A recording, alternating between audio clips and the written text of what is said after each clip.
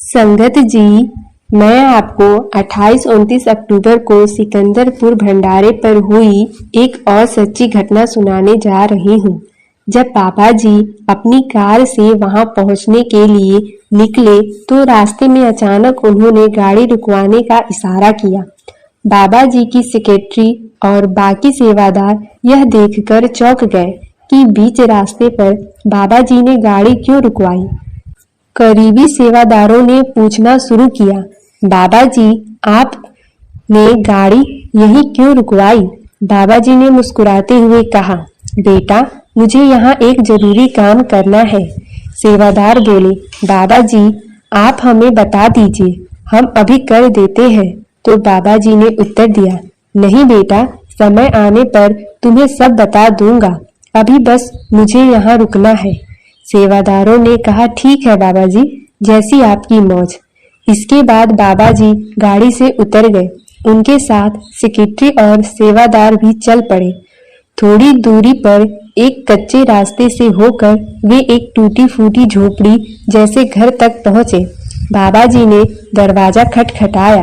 दरवाजा खोला एक बहुत ही बुजुर्ग माई ने। पहले तो उन्हें बाबा जी को पहचाना नहीं, लेकिन जब गौर से देखा तो पहचान गई। हाथ जोड़ के वे बाबा जी के सामने खड़ी हो गई और रोते हुए बोली, हे सच्चे बादशाह, आज मेरी कुटिया धन्य हो गई कि आप इसमें पधारे। उनकी आंखों से आंसू लगातार बह रहे थे। बाबा जी ने प्रेम से पूछा, माई कैसी है तू?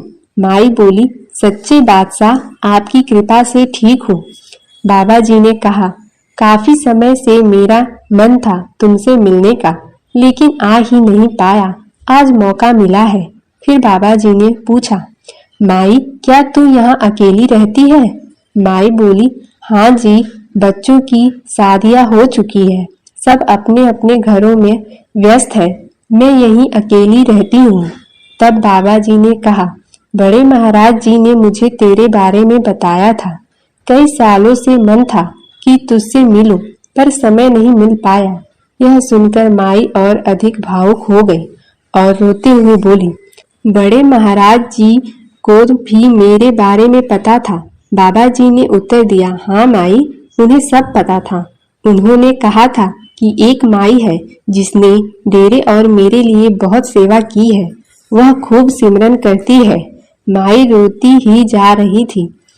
बाबा जी ने कहा, माई अब तू यहाँ अकेली नहीं रहेगी, इस टूटी झोपड़ी में रहने की जरूरत नहीं है। माई बोली, बाबा जी अगर मैं यहाँ नहीं रहूंगी तो कहाँ जाऊंगी, यही तो मेरा घर है। बाबा जी ने कहा, माई चल मेरे साथ, सिकंदरपुर में तेरे रहने का इंतजाम कर दिया जाएगा।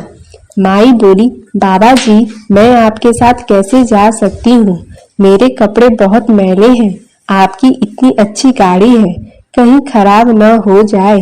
बाबा जी ने हंसकर बोले, माई तेरी आत्मा इतनी निर्मल हो चुकी है कि उससे रूहानियत की खुशबू आती है, और तू कपड़ों की बात कर रही है, चल मेरे साथ गाड़ी में बैठ जा। बाबा जी ने अपने हाथों से माई को सहारा दिया और गाड़ी में बैठा लिया। जब सिकंदरपुर पहुंचे तो स्वागत के लिए सेवादार खड़े थे। बाबा जी ने वहां के सेक्रेटरी साहब को बुलाकर कहा, ये मेरी माँ है, इनके रहने की पूरी व्यवस्था कर दी जाए। सेक्रेटरी ने हाथ जोड़कर कहा, बाबा जी जैसा आपका हुक्म, आज से यह मेरी भी माँ की तरह यहाँ पर रहेंगी। यह सुनकर माई रोते हुए बोली, बाबा जी इतने सालों बाद आप मुझे मिलने आए, मैं धन्य हो गई। बाबा जी ने उत्तर दिया, माई तेरे कुछ पुराने कर्म थे, इसलिए तुझे ये कठिन दिन देखने पड़े।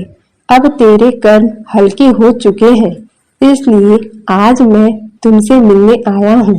माई बोली, सच कहते हो बाबा जी, कर्म कभी पीछा नहीं छोड़ते। जब मेरे पास पैसा था मैं घमंड करती थी। बाबा जी ने समझाया, पैसे पर कैसा घमंड करना, पैसा तो यही रह जाना है, साथ तो केवल नाम की कमाई जाएगी। संगत जी आज के लिए इतना ही।